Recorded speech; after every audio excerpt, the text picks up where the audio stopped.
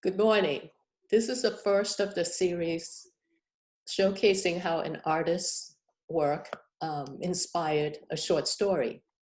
With me today is Jacqueline Moses, who is featured in the Chicago Art Scene book, and Elizabeth DeSchryver, who wrote a short story inspired by Jackie's painting. This is Jackie's two-page spread in the Chicago Art Scene. Jackie, can you show us your painting in the book? All right, this is a painting that I did when I was traveling through European countries. And in every little town, big city, etc., I always found remnants in the 90s from the Second World War. I'd like to say one thing about what surprised me, where I had the wall, that every little town had a cemetery with people from the Second World War and little dedications to it. And I still saw them putting flowers there, so the memories were not lost.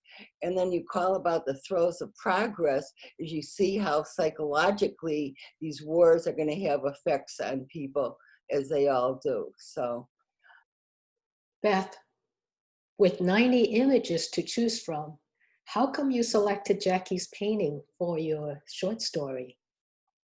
When I was looking through all the paintings you have in your different art books that Crowwoods has published, this painting really grabbed me, but I wasn't quite sure why. It reminded me of places I'd seen in Europe. Specifically, I'd been to Bruges, which is in Western Europe, but it has the cobblestone streets, that type of architecture. And it just drew me in, but it also had a darkness to it. And I'm like, what is this? And then I saw what Jacqueline had woven into the cobblestones of the street, the images of war, that the gray shades were smokes and there were flames and there were explosions. And it just, that sense of, war just sort of seeping into the bones of a place. The way that experiences in war soak into a person's soul. And so in my story, the sight of this painting evokes a memory in an older woman of an experience she had during World War II, where she lived in a town in the Ukraine, and she had a traumatic experience in a graveyard there that affected the course of her life. So my short story explores that and explores the haunting of the past and the question of should it be brought into the present. And at the time I wrote the story, I actually didn't know that the wall depicted in Jacqueline's painting was the wall of a graveyard. And I found that out later, and I'm like, well, that was an interesting connection.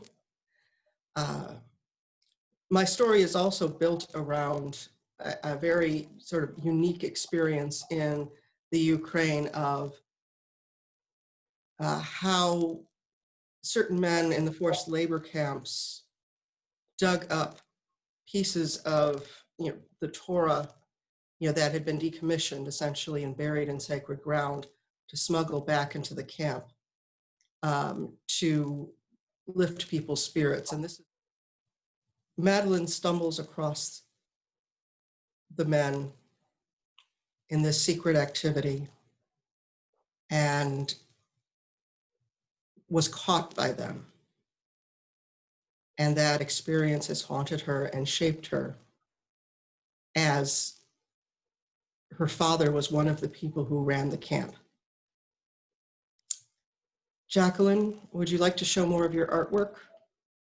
these are some of my new paintings. I've traveled through different places, but okay, this is called now anticipatory changes.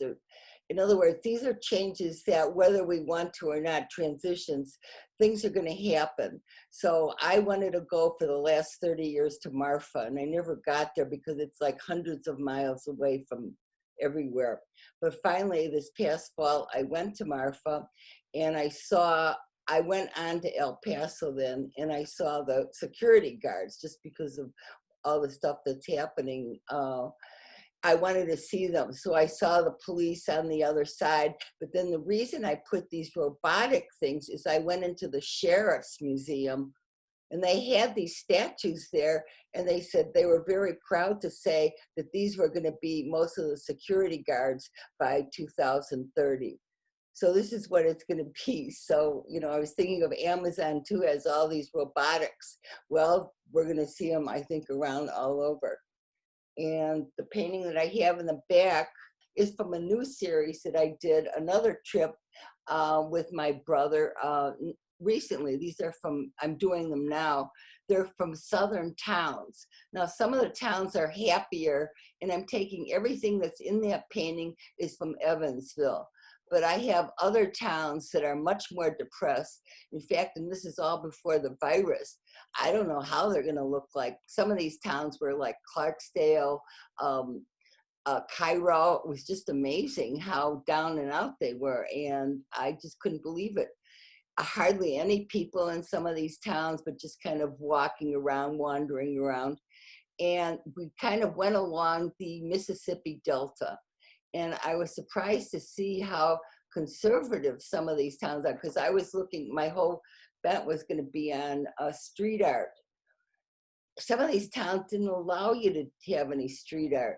In fact, the woman at the hotel says, we don't even allow you to paint your house a certain color. So this is like in Oxford. I was just surprised. Mississippi, Alabama. So I've recorded, I did about 15 paintings that I'm currently working on now. I just want to say, thank you, Jacqueline, for your inspiration, and Ivy for the chance to do this project. It was just really immersive and wonderful for me. Well, thank you, Jackie and Beth, for sharing your inspirations.